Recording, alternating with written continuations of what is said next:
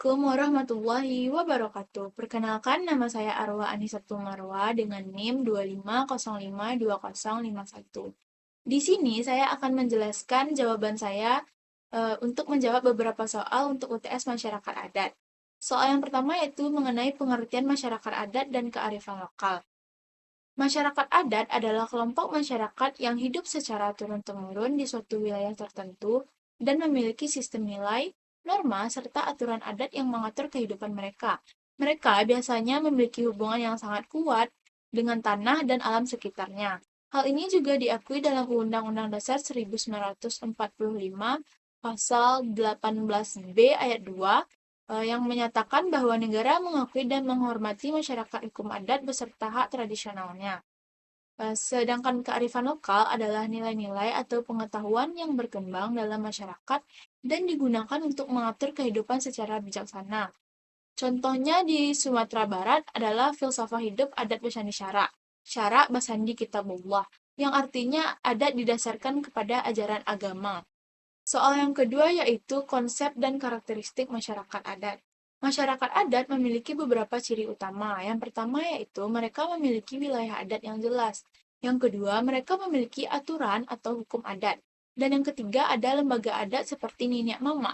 Dan selanjutnya ada mereka memiliki identitas budaya yang khas. Nah, di Minangkabau misalnya sistem kekerabatan yang digunakan adalah matrilineal, yaitu garis keturunan dari ibu. Selain itu, keputusan penting biasanya diambil melalui musyawarah yang menunjukkan bahwa nilai demokrasi sebenarnya sudah ada sejak dulu dalam masyarakat adat. Soal yang ketiga yaitu tentang perkembangan masyarakat adat pada masa prakolonial hingga era reformasi. Pada masa prakolonial, masyarakat adat hidup mandiri dengan sistemnya sendiri. Namun, saat masa kolonialisme Belanda di Indonesia, banyak hak mereka mulai dibatasi, terutama dalam hal kepemilikan tanah. Setelah Indonesia merdeka, sebenarnya ada pengakuan terhadap masyarakat adat, tetapi pada masa Orde Baru, pembangunan sering mengabaikan mereka. Pada era reformasi, pengakuan ini kembali menguat salah satunya melalui putusan MK nomor 35 tahun 2012 yang menyatakan bahwa hutan adat bukan milik negara, melainkan milik masyarakat adat. Soal yang keempat yaitu tentang kearifan lokal dalam perspektif sosial, budaya, dan juga lingkungan. Kearifan lokal memiliki peran penting dalam berbagai aspek kehidupan. Secara sosial, kearifan lokal menjaga keharmonisan masyarakat. Secara budaya, ia menjaga tradisi untuk tetap hidup. Dan secara lingkungan membantu untuk menjaga kelestarian alam. Contohnya di Sumatera Barat adalah sistem lubuk larangan. Dalam sistem ini, masyarakat sepakat untuk menangkap ikan di sungai dalam jangka waktu tertentu. Nah, Pak, nanti pada waktu yang telah ditentukan ini, ikan boleh ditangkap bersama-sama.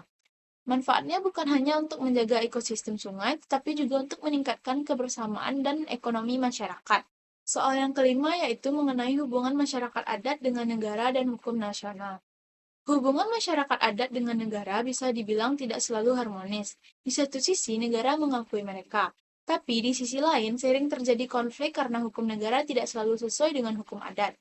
Misalnya dalam pengelolaan lahan, pemerintah kadang memberikan izin kepada perusahaan tanpa mempertimbangkan hak masyarakat adat. Nah, inilah yang menyebabkan sering terjadinya konflik atau munculnya konflik. Soal yang keenam yaitu tentang hak-hak masyarakat adat.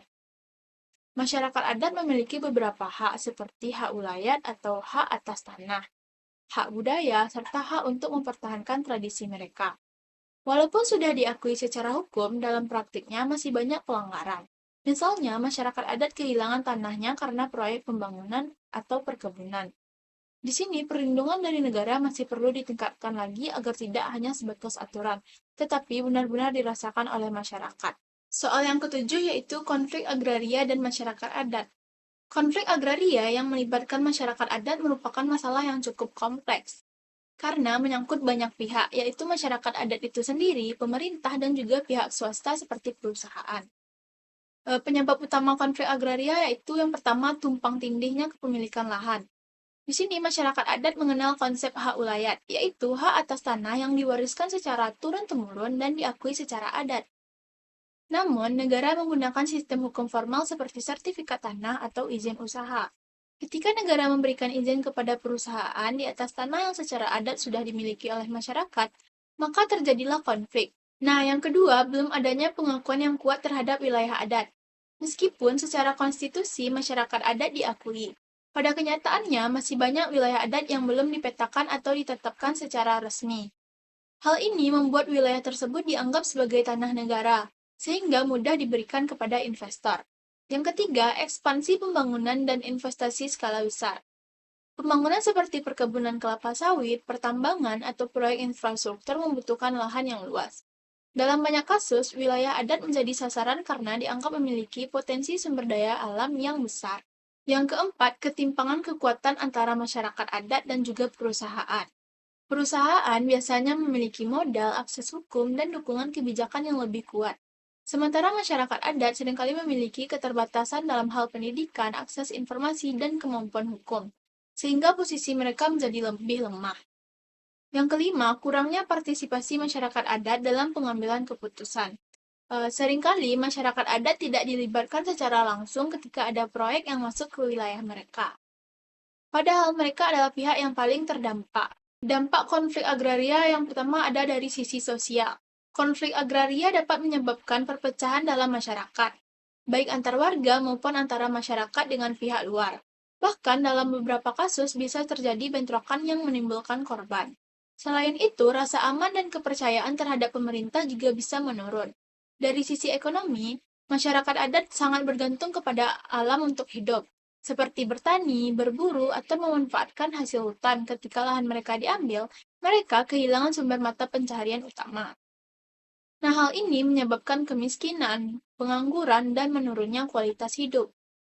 Dari sisi budaya, tanah bagi masyarakat adat bukan hanya sebagai sumber ekonomi, tetapi juga memiliki nilai budaya dan spiritual. Ketika tanah hilang, maka identitas dan tradisi mereka juga ikut terancam. Dari sisi lingkungan, konflik agraria sering diikuti dengan eksploitasi alam secara besar-besaran, seperti penebangan hutan atau pencemaran air. Akibatnya, terjadi kerusakan lingkungan yang juga berdampak jangka panjang bagi masyarakat adat. Soal yang kedelapan yaitu tentang peran masyarakat adat dalam pelestarian lingkungan. Masyarakat adat memiliki peran penting dalam menjaga lingkungan. Mereka biasanya memanfaatkan alam secara bijaksana, bukan untuk mengeksploitasinya. Contohnya adalah hutan larangan, yaitu hutan yang tidak boleh ditebang sembarangan. Aturan ini dijaga secara adat dan biasanya juga memiliki nilai spiritual. Pendekatan seperti ini dianggap lebih berkelanjutan karena didasarkan pada nilai moral dan kesadaran bersama. Soal yang kesembilan yaitu globalisasi dan tantangan terhadap kearifan lokal. Globalisasi membawa banyak perubahan, terutama pada generasi muda. Banyak budaya luar yang masuk dan bisa menggeser nilai-nilai lokal. Namun, globalisasi juga bisa menjadi peluang. Misalnya untuk mempromosikan budaya lokal melalui media sosial. Strategi yang bisa dilakukan adalah dengan memperkuat pendidikan, budaya, dan melibatkan generasi muda dan memanfaatkan teknologi untuk melestarikan tradisi. Selanjutnya yang terakhir adalah soal ke-10, tentang revitalisasi kearifan lokal dalam pendidikan PPKN. Kearifan lokal sangat penting dimasukkan dalam pembelajaran PPKN, karena tidak hanya mengajarkan teori, tetapi juga nilai-nilai kehidupan yang nyata. Contohnya di Sumatera Barat, nilai musyawarah dalam adat bisa dijadikan contoh praktik demokrasi. Dengan begini, siswa tidak hanya menjadi pintar secara akademik, tetapi juga memiliki karakter yang kuat dan berbudaya. Nah, jadi, dari semua pembahasan tadi, bisa kita pahami bahwa masyarakat adat dan kearifan lokal itu punya peran yang sangat penting dalam kehidupan kita, terutama di Indonesia yang kaya akan budaya ini. Masyarakat adat bukan hanya sekedar kelompok tradisional, tapi mereka adalah penjaga nilai, aturan, dan cara hidup yang sudah terbukti mampu menjaga keseimbangan antara manusia dan juga alam. Kearifan lokal yang mereka miliki juga bukan hal yang kuno, melainkan adalah pengetahuan yang relevan sampai sekarang, bahkan sering lebih berkelanjutan dibandingkan cara modern. Kalau kita lihat dari sejarah, masyarakat adat sudah ada jauh sebelum negara ini dibentuk. Namun, dalam perjalanannya, mereka sering menghadapi tantangan, mulai dari kolonialisme sampai konflik dengan pembangunan modern. Meskipun negara sudah mengakui keberadaan mereka, kenyataannya masih banyak hak-hak masyarakat adat yang belum mereka lindungi sepenuhnya, terutama terkait tanah dan sumber daya alam. Konflik agraria yang sering terjadi juga menunjukkan bahwa masih ada ketidakseimbangan antara kepentingan ekonomi dan keberlangsungan hidup masyarakat adat. Dampaknya bukan hanya ekonomi, tetapi juga sosial dan lingkungan. Nah, di sisi lain, masyarakat adat justru menunjukkan bahwa mereka punya cara hidup yang lebih selaras dengan alam. Mereka juga menjaga hutan, air, dan lingkungan dengan aturan adat yang sudah diwariskan secara turun-temurun. Nah, inilah yang membuat pendekatan mereka dianggap lebih berkelanjutan. Namun, di era globalisasi sekarang, kearifan lokal mulai terancam. Banyak generasi muda yang mulai melupakan budayanya sendiri karena pengaruh dari luar. Oleh karena itu, penting bagi kita untuk tetap melestarikannya, salah satunya yaitu melalui pendidikan. Dalam konteks pendidikan kewarganegaraan, kearifan lokal sangat penting karena bisa membentuk karakter, menanamkan nilai gotong royong, dan memperkuat identitas kita sebagai bangsa Indonesia. Contohnya di Sumatera Barat. Nilai musyawarah dalam adat Minangkabau bisa menjadi contoh nyata praktik demokrasi dalam kehidupan sehari-hari. Nah, kesimpulannya, menjaga masyarakat adat dan kearifan lokal bukan hanya tanggung jawab pemerintah, tapi juga kita sebagai generasi muda. Karena dari situlah kita bisa belajar tentang jati diri, kebersamaan, dan cara hidup yang lebih harmonis dengan lingkungan. Baiklah, hanya itu hasil presentasi atau penjelasan yang dapat saya sampaikan. Jika ada kurang atau salah, saya mohon maaf. Assalamualaikum warahmatullahi wabarakatuh.